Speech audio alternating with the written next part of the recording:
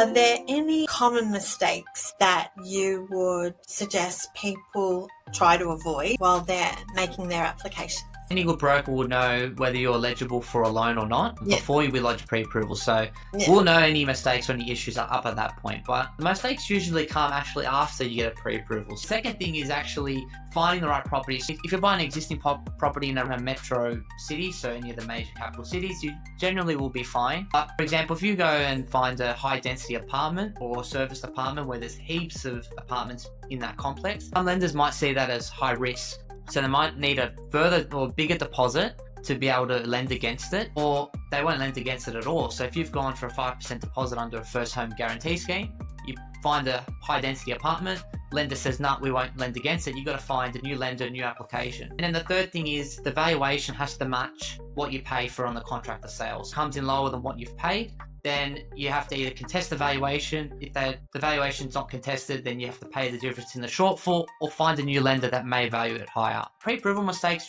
we usually cover that well before, but even seeing someone like the benefit of seeing a buyer's agent like yourself, those other two areas, finding the right property on top of the value of not overpaying for it, that's really crucial that buyers sometimes can fall into, and that affects the loan approval moving forward.